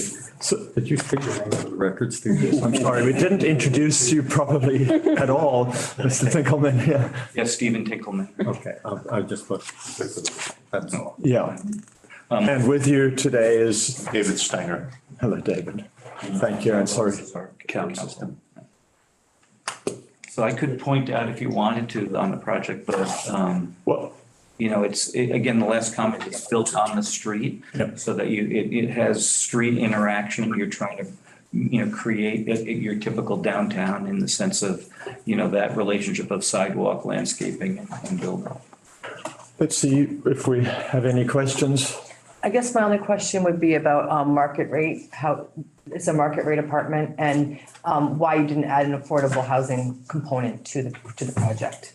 I mean, I'm assuming it's dollars, but. Right. It's interesting you asked that question because the village of Fishkill does not have that in their ordinance. And so there was no ask by the municipality. And that's where it usually comes from. And that's probably where the future is. In most towns, they're advocating that. Certainly, I know the county is advocating for some affordable, and on a large apartment project. So in this particular case, because of the the environment. We think that if we can build efficiently and all that, that we can tailor our rents to be, affordable in the sense of, I think we're probably still, we're not down in the 60 to 80% AMI, but we're above that, what the market is on it. 100% of the building capacity is rental, is commercial? No commercial space. We do have on the corner building, the first floor is community and spaces for all the tenants and such. We're also building a small park on the corner, so there will be some areas to sit, right at that intersection if you were out and about during the day. Sorry, I meant to use the word commercial inappropriately, but I meant in rental, there's no ownership component. No. Condo component. Right. Yep. Why wasn't there any commercial involved? I mean, Main Street's vibrant. I know it's big, but you're in one of the hottest corners, I would have to think, in Fishkill. One is the ordinance is a problem. The second one is the major streets that we're on, Jackson, Maine, there's no on-street parking. Right. And so you need some of that for particularly where you're going to be dealing with local businesses and all that. You really need that interaction and that accessibility and such. So we felt it was better to just build a community here. So with 15 years more or less of ownership, I know there's been some contentions about the buildings here, right? This is, what's the name of the project? Crossroads or something? Well, it's called currently Jackson and Maine. Was it, because wasn't there, it got rezoned. You want to just give us some history about that? Well, you might be referring to the building that used to be on the site that. Right, I remember, yeah. So the site is a completely vacant site right now. There are no buildings on it currently. There, Mid-Hudson Medical. Yeah, Mid-Hudson Medical building. Had also, there was an older building on that site. And both Dave and I really love working with older buildings. It was one of these structures that had been completely decapitated. It looked like the inside of the building, the main staircase had been completely moved. There were drop ceilings. There was no historical fabric. The outside was, aluminum siding and such. Probably, and we got a little grief for it. And so that was one of the reasons why we took our time to come back to the village over it. But, you have to make those decisions sometimes. It was in a funny spot on the site. We think this could be a real healthy thing as an addition to the community, to the local businesses. You add, somewhere between 50 and 80 people living in this area that are going to be shopping and, and doing all the commercial interactions. So. There are quite a few complexes hidden off of Main, correct? Mm-hmm. Yeah, apartment complexes, walking. Yeah. Very good. So currently you have all your approvals on the municipal level? Yes. Yeah. Yes, our plan, if we're successful with, with this board, would be to start in the first quarter of next year. And, we're, again, just refining our details and, working through construction issues. Dave is, beginning to attack that. Right. Does this project go if you don't get the pilot? Right now, I would say it probably does not. And has this pilot been discussed with the village? We have a letter in your packet from the chairman of the planning board. There's been discussions, yes. So we're looking for a straightforward 10-year pilot. Some of the pilots that we see in other but this is enough to push us over the to the point of where this is able to be underwritten by local banks. And this will have 1 and 2 bedrooms, so there's assuming children will be involved with the school district. Yes. Yeah. So just to clarify, that discussion has been about the pilot and with the village, meaning that the village assessor has been involved in the discussions as well? do we know where does that stand? We have not had discussions with, well, we had a discussion with the assessor. So he was the one that gave us what, in the application, you have the 10-year sliding scale in there. So we talked to him about what the valuation might be so that we're able to prove that.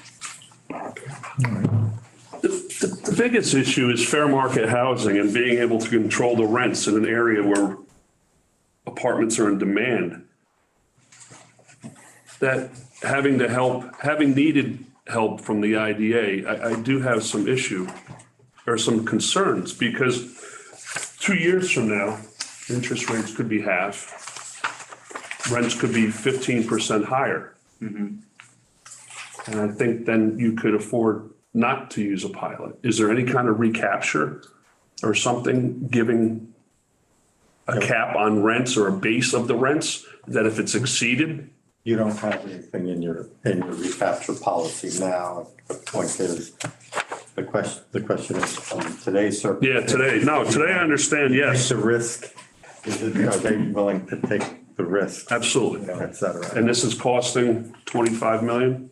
Yeah, a little bit more. Yeah. I would, I don't want to be on a soapbox because you're deeper in this than I am, but a healthy community, from what I understand, really has housing on all the spectrum. And a healthy community needs housing on the spectrum. And luckily enough, my firm is doing work. We're doing working with Dutchess County for building the homeless stuff. We're doing ESHI, low income special use stuff in Poughkeepsie that was just funded by, HCR. And you also doing other market rate stuff that's not at the top of the market. And you can see need all around the community.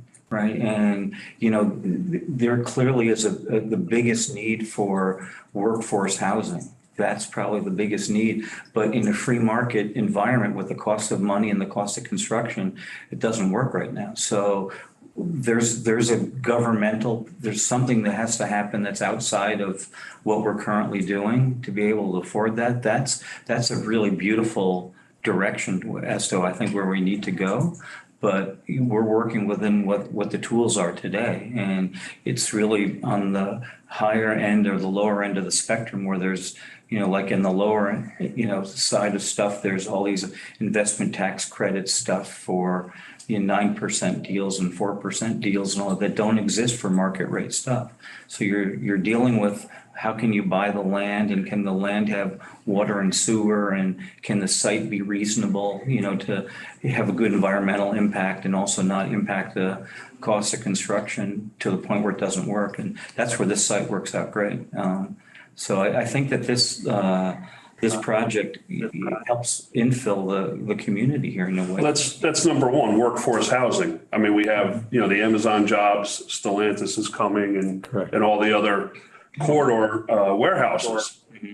And I get worried about fair market housing. And I see some of the rents in Beacon, which I'm most familiar with, which have stabilized, I want to say are starting to come down a little bit. But I want to make sure they're affordable at a fair market value, which is kind of an oxymoron to a degree. Well, they have, you because we're signing personally for doing this, you have to rent these. No, I understand. So you find your sweet spot, right, during the rental process. And most likely that's in the area where people can afford to, to live, because of the, just the nature of the economics. So those are good comments that you're making. No, I just wonder, I look at your pro forma, absolutely. But 2 years from now, like Don said, it's today, not 2 years from now. That's right. So it could be an economic downturn. That's right. So, Right. Now, so the county workforce housing benefits have been looked at, I assume, and. Right, the Housing Trust Fund. Yeah. Yeah, we didn't fit into anything that's currently, part of their ongoing program. They had a window last year. I think they're having another one coming up, but it's for different types of projects. There has to be an affordable component to it. Yeah, no, clearly, yes. Yeah. So right now, there's nothing on the street in the village. Yeah. Well, I think we had also heard from the county, from county planning, that in their study, that when you're looking at workforce housing supply, it's affected by the overall supply of housing. And so that the fact that we're adding to that overall supply by itself means that there's probably going to be more affordable housing opening up in the rest of the market. So, Plus our governor, right? Isn't she trying to push the 3% still of housing for each community? but, it's, the developers have to see the money, don't they? Yeah, these are risky propositions. And to your point, if the interest rates drop, that may make it actually easier to be more affordable. Right. And because you're really trying to, create something that works for the community. That's because you live and die by your reputation. That's a great place to live. It's well run, and it's, and that's what our goal is here, because, a little extra work makes it more successful. Well, it's a premier spot. I mean, doesn't get any better. Yeah, I think the location. Right. So do we feel like we're ready to make a motion to proceed on, at least on this level? And I think part of that is, are there any further questions that we'd like the applicant to attend to, or Don, have you got suggestions that? I think you have it before you straight up commercial. In the IDA sense, commercial. The only other concern I have is the village on board with the 10-year standard pilot. It's the only question I have. Concern, I should say. And it's been addressed by, you said, the planning board? No, what was it? In the file, there's a letter from the chairman of the planning board. But how does the village board feel, I wonder? They rezoned the project. The project for apartments. For apartments, yeah. So at this point, we'd be approving the preliminary and moving it forward to final for next month. Yes. So with that, I'm happy to make the motion to do a preliminary approval. I'll second. Excellent. Do you please take the vote, Jasmine? Mark Doyle, Approve. Jane McCall, Approve. Al Torrigiani, Approved. Deidre Houston. Approved. Thank you very much. Thank you. Yeah, it's great. Looks great. All right, thank you. One note that I just wanted to bring to your attention. Just one note I want to bring to your attention is the project evaluation. At the top, it says the location of the project is Town of Poughkeepsie. That's incorrect. It's the Village of Fishkill. Just a copy and paste error. Within the same county. How are you feeling? I'm okay. I'm just, hanging in there. All right. Thank you again for coming. Can we? Yeah. Marcus, since you only asked, what is the next step? Do we be on this? I can Sorry, excuse me. about scheduling the public hearing and let you know, because we'll ask you to attend the public hearing. Yeah. Okay. Thank you. Thank you, Mr. Nicholson. And since this one I have to recuse from, we just have a. Oh, you'd like to? Right. Okay. Because the first one took a little. Yeah. I know. Thank you. I knew it would. So let's get to them in and then we'll. Switch it around. Yeah. That's good. It's that one I can't. Yeah. And this one's gonna take. Oh, I lost it. Thank you. Thank you. Thanks a lot. Thanks. Appreciate it.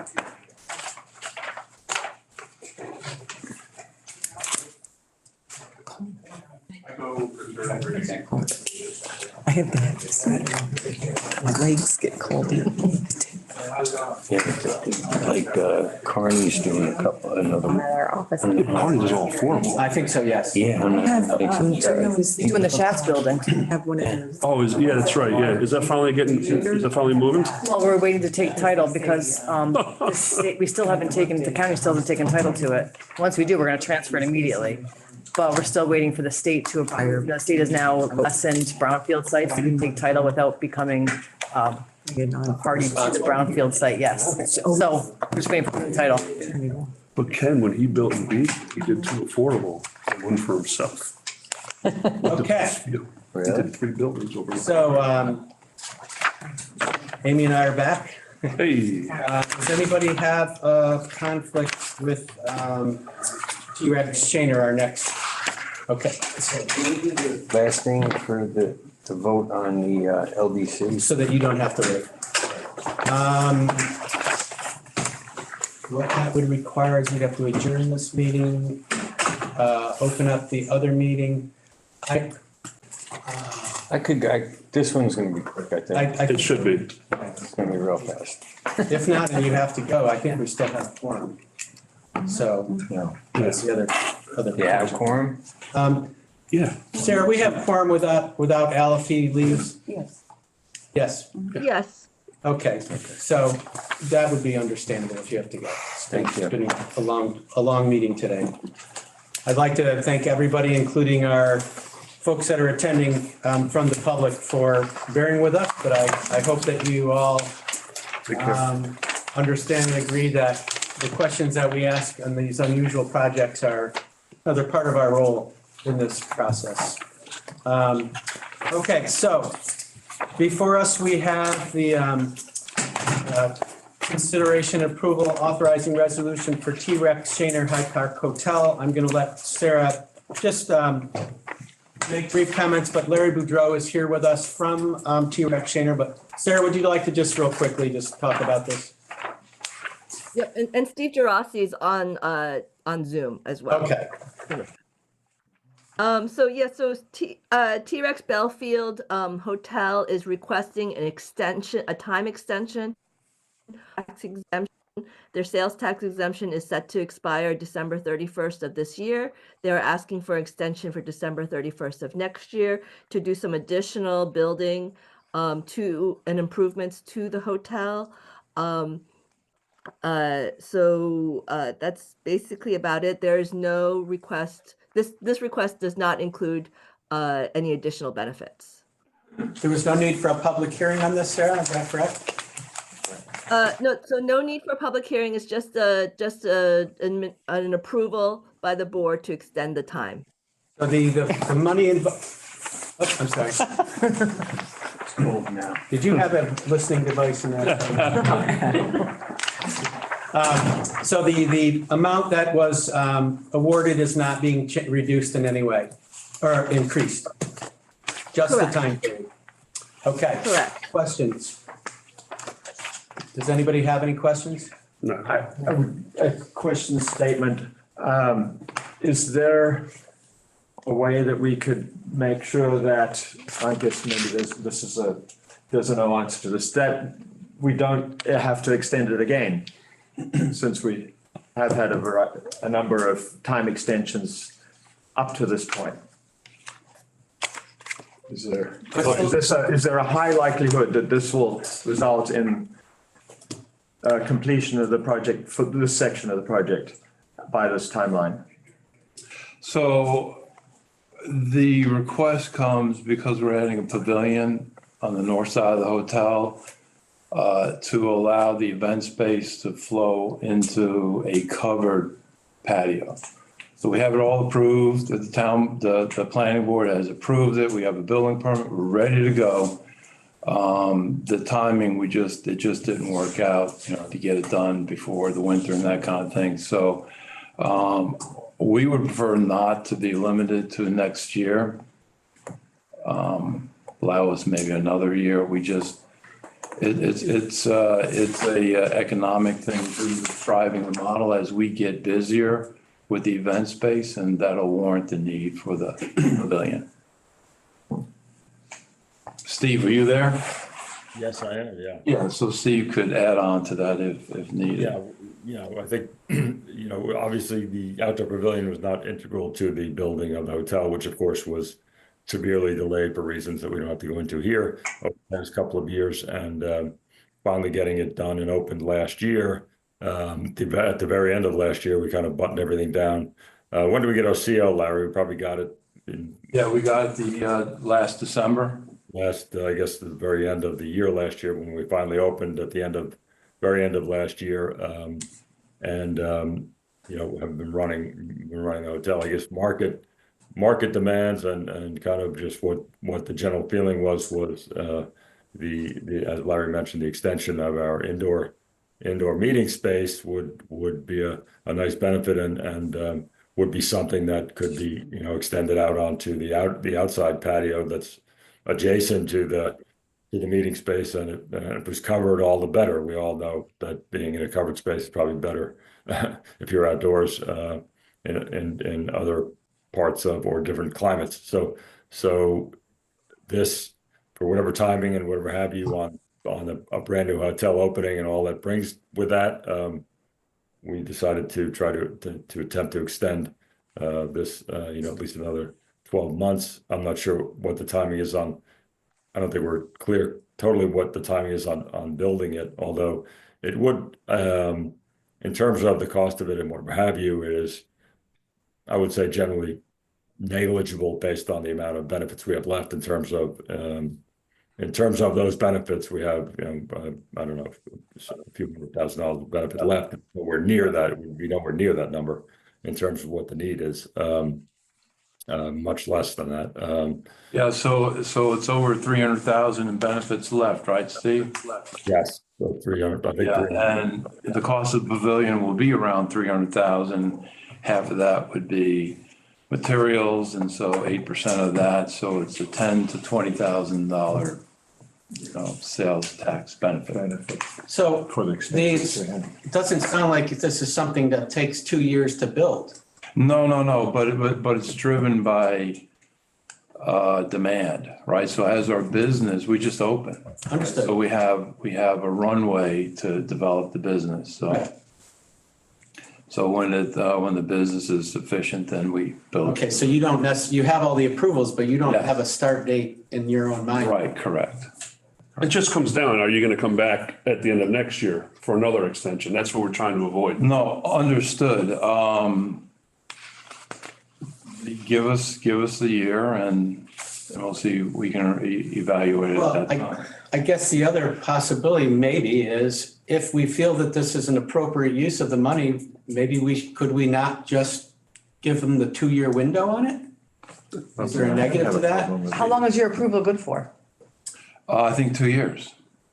Yeah, match it up. And again, we would like to see it, if it's going to help with economic development, it's going to Right. put more on the tax. roll. Which it would, Understood. We're building the business, right? That's why we want it to happen Right, quick. right. Quicker than later. That's one reason not to extend it is. Understood. But if the reality is that it may take 2 years to happen and we're okay with that rather than this process. It doesn't change the cost to the taxpayer at all. In fact, Well, it could because it delays the economic benefit of having it. well, but- on that side of things. It's a smaller scale. Correct. Yeah.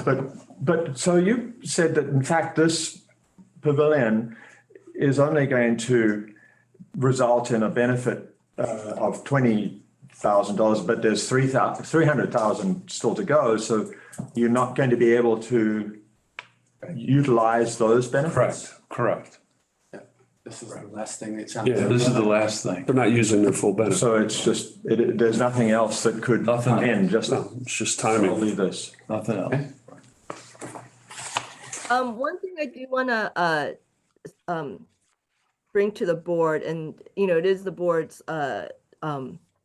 purview to extend set the deadline for the sales tax, is that generally the overseeing bodies like the state controller and the ABO doesn't like to see a very drawn out sales tax benefit date. Right. So that's just one thing for us as the IDA to keep in mind. So it is also in the interest of the applicant to get that construction done quickly.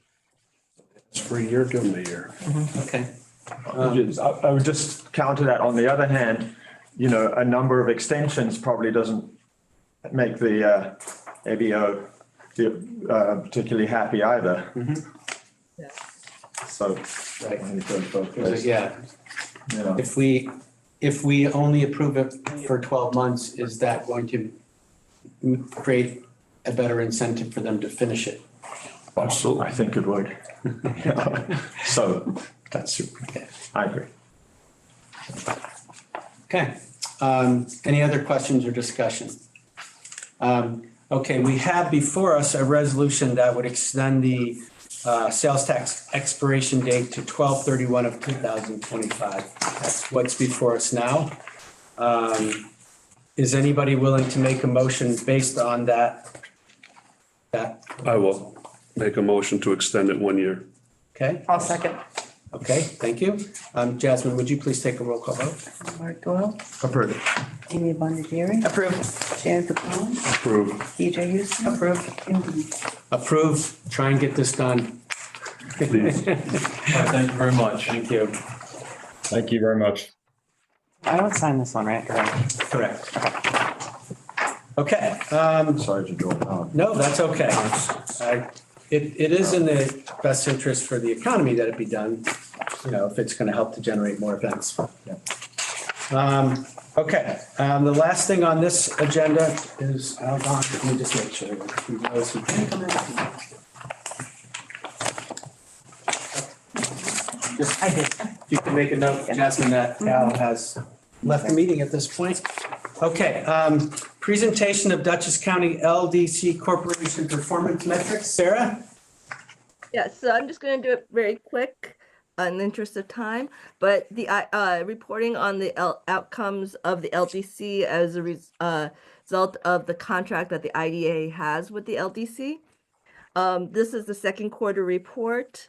Second quarter was, a good quarter for us. We continue to get interest for sites and businesses coming into Dutchess County. We had 11 inquiries in second quarter. We did not attract any of those businesses, unfortunately, but we have some news in third quarter. Most of our leads came from the state, from Empire State Development. One of the challenges that we have is a lot of these sites are looking for a lot of acreage, a lot of square footage, and a lot of utilities, and these are properties that have already been taken. The county's vacancy rate for industrial property hovers around 1.2. So as a result, we've have been unable to respond some of those RFIs. In terms of business retention and expansion, we're on target with our site visits. We continue to field a lot of calls for technical assistance, and making a lot of referrals to our partners. Advertising, we're doing very well. Social media very well. Our Instagram, LinkedIn are doing well. We are seeing some fall off on our Facebook engagement page, which is to be expected because we are focusing more on site selectors. And site selectors, they're looking mostly at our LinkedIn page, and for quality of life, Instagram, and then also the demographics that choose to use Instagram versus Facebook. There just is a younger demographic using Instagram. In terms of IDA projects, the IDA approved one project in second quarter that was 2Cross. And then in terms of the LDC, there were no projects approved by the LDC in second quarter. Any questions? Sarah, obviously, inventory of available land for the uses that are most required right now is a problem. Is there any presentation that we could receive or some information that outlines the approved, land available for warehouse industrial versus, just an idea of what's out there that's left, for opportunities? At the next meeting, I could have a local commercial real estate agent come and give a kind of a report on available commercial properties, as well as maybe also have the county come back on major projects. Well, but also what land is not approved, that is vacant and has future potential. I don't know if there's a difference between what a commercial real estate broker would want to talk about versus what's out there that, The inventory. potential new Yeah, inventory. I think that's harder to say because sometimes some of the inventory is not even listed. Mhm. And then because of zoning, there could be some zoning up to the municipality, like it could be, Mhm. commercial, industrial, but the municipality hasn't zoned it that way yet. Sure. And then we do have other areas where, as I heard people talking about shacks, where it's becoming available after being, has to be cleaned up, or it can be, something could be demolished and something else could be put into place. So, knowing what opportunities we have for brownfields and other underutilized land. So otherwise, our mission is not much. Right. Well, Not that, if we've done everything we can, that's great news, but it seems like there should be maybe some more opportunities. Right.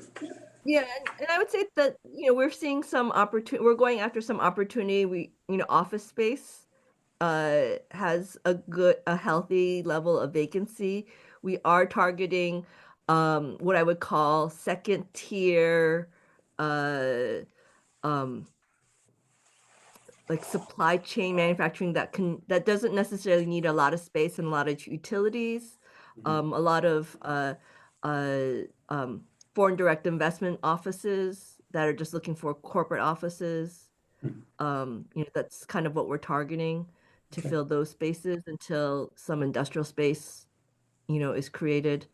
There may be some opportunity in downstate prison, while the governor has approved an RFP to turn that into housing.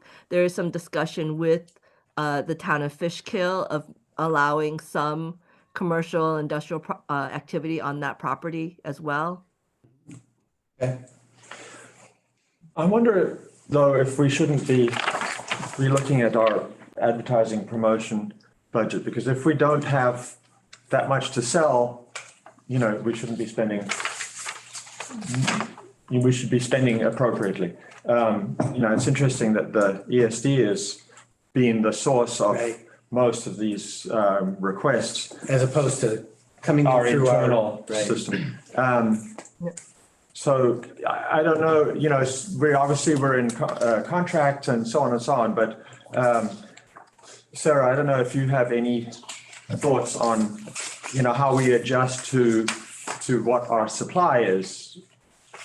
Yeah, On so that. I would say for the past 2 years, we've actually have kind of rolled back a little bit on our aggressiveness. We took this time this year to redesign some of our marketing material.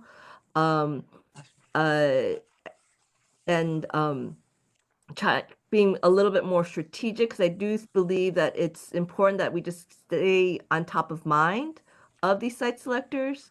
And a lot of our marketing has been targeted to site selectors. In the past, our marketing was not only to site selectors, but also to select manufacturers. We often advertised and went to specific trade shows to attract companies directly. We've kind of rolled back the past 2 years and just specifically to site selectors so that we stay top of mind.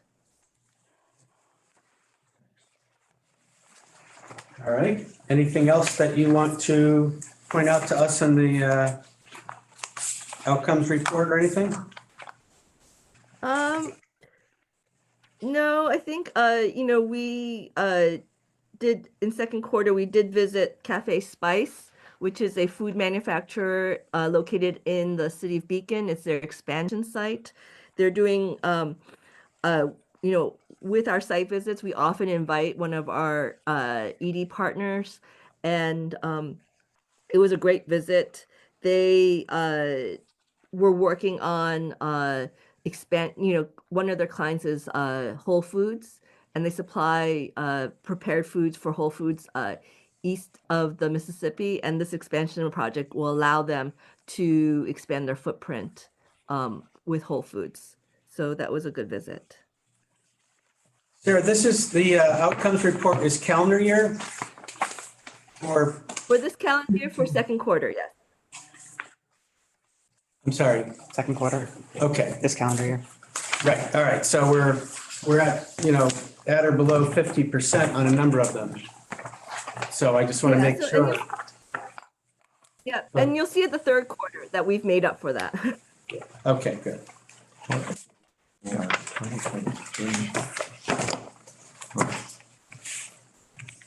Anybody else have any questions about the report? Okay.